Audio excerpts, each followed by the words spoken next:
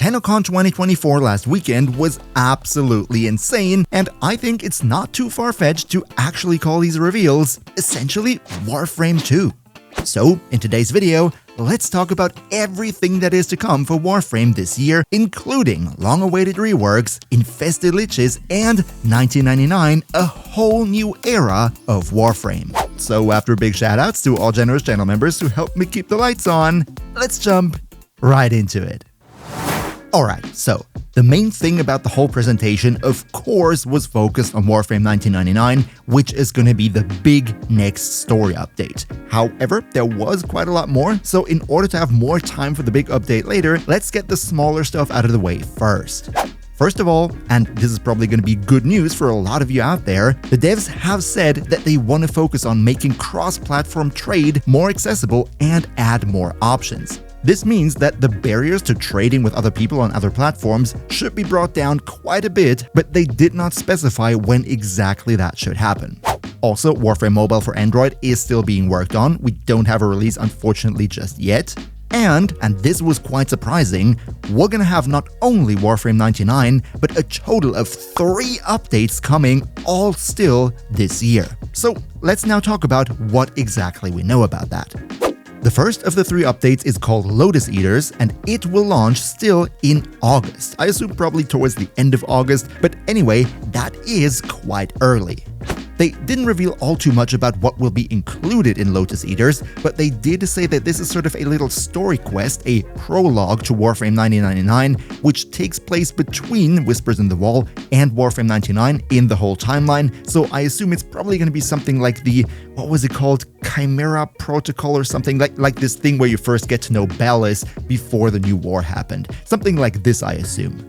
That was unfortunately all they said about the story in Lotus Eaters. However, they did mention that with Lotus Eaters, we're also going to have the next Prime Warframe, which is going to be Sevagoth Prime, and he looks absolutely stunning. I can't wait to look deeper into Sevagoth once the Prime is out. And, of course, just like all the other Prime Warframes, Sevagoth Prime comes with his own Prime kit, so we're gonna get the Epitaph Prime, one of the best secondaries in the game, so definitely looking forward to that, and Nautilus Prime, also a companion that I'm definitely looking forward to. This, however, is all that we know about Lotus Eater so far, and I think we will hear more about it in the next dev stream with more details on what is to come here, which QOL can we expect, which other things might be added, and how the whole thing is going to look like, so stay tuned for that.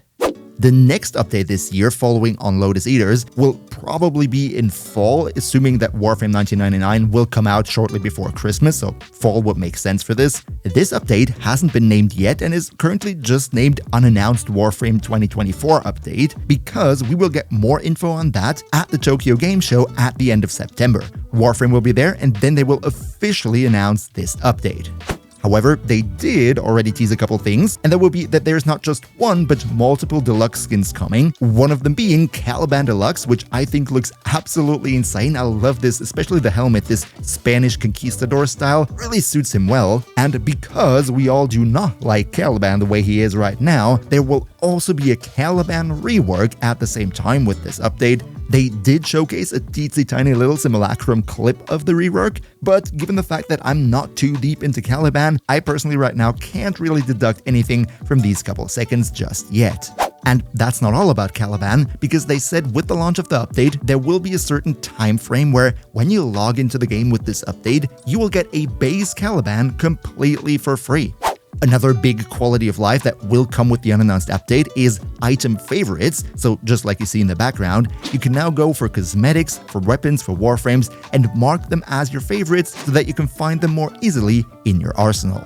Besides that, we're gonna get 5 new Incarnon weapons. They didn't say which ones, but it's probably not gonna be the Stug, unfortunately. And another big thing is that we're gonna get the second part of the Companion 2.0 rework that started in late 2023, where now they want to focus on making the abilities of our companions more fleshed out, balance them more, so that potentially our little critters are gonna be even more helpful going forward. I can't wait for it.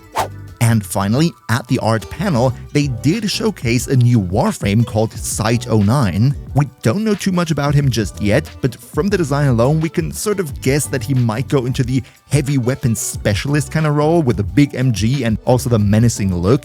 Definitely my cup of tea, so I'm looking forward to that. However, it wasn't specified whether he would release with Lotus Eaters already, the unspecified update, or in winter with 1999. But yeah, so much about the smaller updates coming in 2024. Let's now dive into Warframe 1999 because we have seen a whole 20-minute gameplay clip of the first mission, and there is quite a lot to talk about here. Before that though, I would be super happy if you could maybe drop the video a like because it helps big time with the YouTube algorithm, so cheers so much for your support. And now, let's travel back in time 25 years. Okay, so Warframe 1999. When will it come? What is it? What can we expect? First and foremost, they did say Warframe 1999 is still gonna launch this year, so if you would ask me, I would say it's probably gonna be late November or shortly before Christmas. This update will continue the story after Whispers in the Wall and, of course, after Lotus Eaters, because remember, Lotus Eaters is sort of the prologue to 1999, as we just said. And that also means that, unlike Deviri, it's not going to be an also new player experience. In order to play 1999, you have to be done with the entire storyline of Warframe.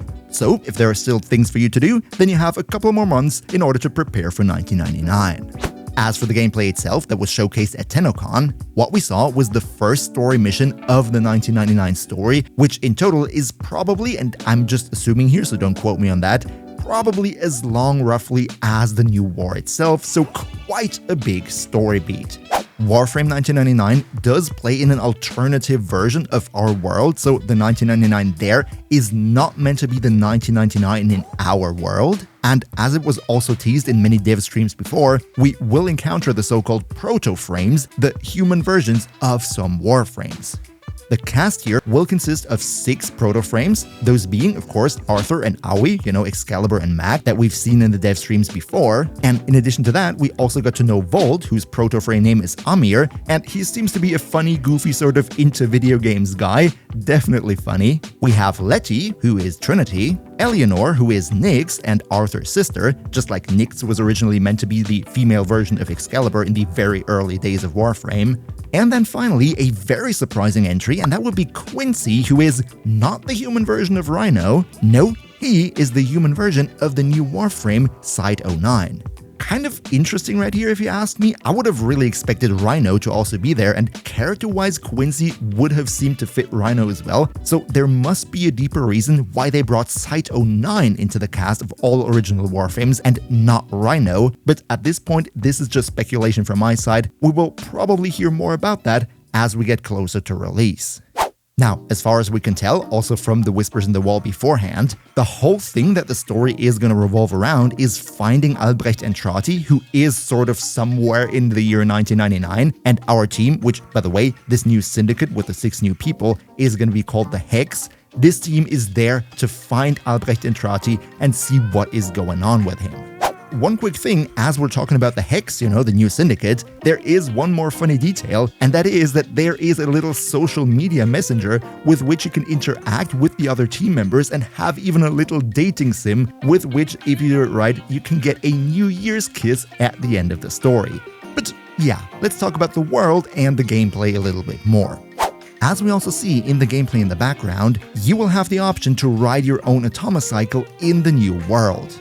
This is not only going to be a one-time sequence, no, when you're in this new 1999 world, you will be able to summon your Atomocycle whenever you want and ride around the city with it, kind of similar to a K-Drive in the open worlds, I would assume. However, I do hope, and also from the gameplay it does look a bit like this, that the Atomocycle is going to be controlling much more like an actual motorcycle with its own weight and not as floaty as the K-Drive. So I'm hoping for really fun driving physics here.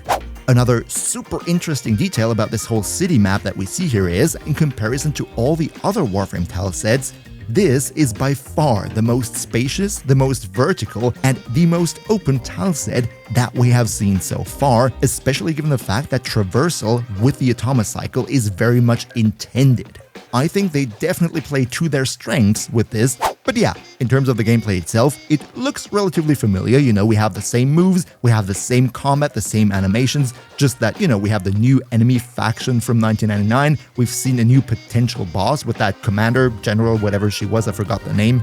And also a pretty cool tank boss fight, which kind of reminded me at the boss fight with the Tusk Thumper in the Call mission on Earth. And the devs also said that we're not just gonna spend this one story quest in the world of 1999, but that there would also be much to do after the story quest has ended, which leads us back into the tile set to do more stuff there to unlock more goodies. So all in all, I would suspect that this whole new 1999 area is kind of comparable to the Whispers in the Wall area, a new tile set with a new syndicate and a lot of new things to unlock after you have finished the main story related to it.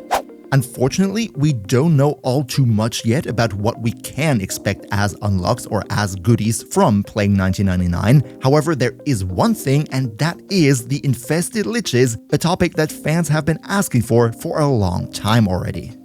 It wasn't exactly clear as to how the Infested Liches would be added into 1999, but one thing we can say for sure is that they are an infested boy band, which is absolutely hilarious if you ask me, and that also apparently the final fight against the Lich is again happening with the Railjack, just like with the Corpus and Grineer Liches as well. More about that though, and which Lich weapons they will have in stock for us, will probably be revealed closer to release later this year. And before we wrap it up for today, I want to talk about one very, very big topic that I think is huge, and that will be the new Gemini skins, or in other words, making your Warframes in your normal Warframe missions look like the proto version of them. Yes, that's right, with Warframe 1999, you will be able to take those 3 Warframes that there is the proto version of, and you will be able to unlock their proto version, their quote-unquote Gemini skin, as a cosmetic for that specific Warframe to use in any mission out there. The way this works is, there is supposedly a new emote that you can play while in the mission, and that then changes the look of your Warframe from the Warframe version to the proto version of it. These proto versions are not purely cosmetic though, because they also all have the unique voice lines that they're gonna say as you play the game with them, so they are much more interactive than the silent Warframes alone. And what's even cooler is, I don't know when exactly they said it or where I've heard it, but apparently this Gemini skin is not a full body skin, but rather more of a helmet thing. So, for example, if you have a Prime Warframe or a specific Deluxe Warframe skin on your Warframe, then you could still go and take the Gemini version, like, the human face, and put it onto your personal individual Warframe look. These Gemini skins are essentially an additional cosmetic on top of all the cosmetic options that we already have for the Warframes, and from what they said, there will be quite the color customization available. And just in case you might think now that, oh my god, Eleanor looks so good or Letty looks so amazing, but Nyx and Trinity are actually pretty trash Warframes, so I don't want to play them. I was actually thinking the same thing, but they did say that also with 1999, they will do slight touch-ups on Nyx and Trinity to make them more viable, hopefully bringing them up to speed so that playing as Eleanor and Letty will actually be fun. Warframe was not the only game showcased at Tennocon though, we also saw a lot more of Soulframe. However, this Soulframe gameplay right here has been quite controversial. Why that is and what made people so mad here, we're gonna talk about that in the next video. So, if you don't want to miss out on that, day 1, then you might want to consider maybe leaving the channel a sub. Welcome to the crew. Another big shout out to Niels V, Demon Lord Zell, Demon Emperor, Emperor Prime, Naslinix Gaming, Lycan Shepherd, Turtle Pier, Pepperwolf, Ondaconio2, Misfire DX, Streamjet21, SignUpKing 5000, Griplip Yeeksy, Mihawk HE, Yagis, and all other generous channel members for your continuous support. We see each other, hopefully in the next one, and until then, as always, good loot.